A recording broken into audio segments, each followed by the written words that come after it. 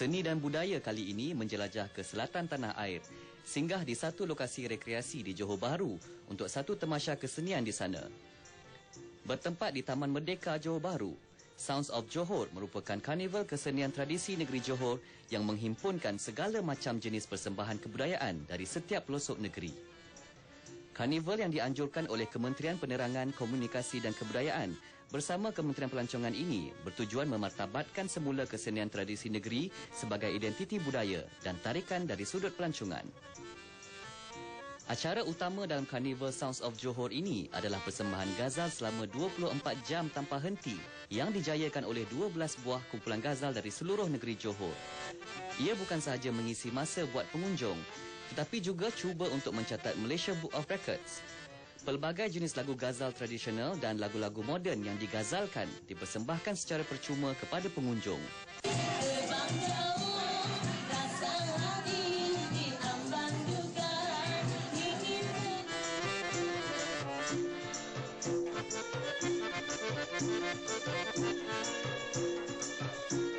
Program Sound of Johor ini adalah merupakan pertama kali diadakan di tempat ini khususnya dan negeri Johor terutamanya. Jadi program ini sebagaimana yang kita dapat maklumat awal ataupun kita wal-walkan dekat awal, ada di antara pengisian program ini saya rasa ialah program iaitu kita buat Malaysia Book of Record, iaitu persembahan gazal selama 24 jam tanpa henti. Dan malam ini merupakan malam kemuncak dia, iaitu program ini akan dirasmikan oleh Yang Amat Berhormat Datuk Haji Gani Osman, Menteri Besar Johor, dan akan turut serta dua orang Timbalan Menteri kita, iaitu Timbalan Menteri Penerangan, Komunikasi dan Kebudayaan dan juga Timbalan Menteri Pelancongan. Jadi pada malam ini juga Yang Amat Berhormat sebelum merasmikan program ini akan mengesahkan Malaysia Book Record yang akan diadakan dijangka pada pukul 9 malam ini. Ini menandakan bahawa tamatnya persembahan gazal selama 24 jam.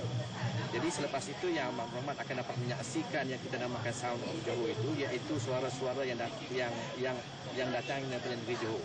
Ini termasuklah persembahan kesenian dan juga artis-artis yang daripada Johor yang dapat kita jemput 3-4 orang, semuanya daripada negeri Johor.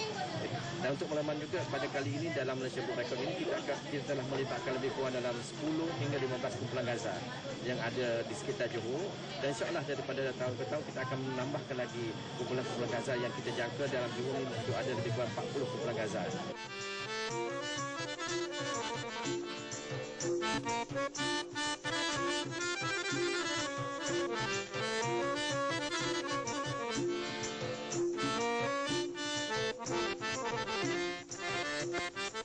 Sounds of Johor berakhir dengan satu matlamat untuk mengangkat seni budaya tradisional negeri Johor ke satu tahap yang lebih tinggi.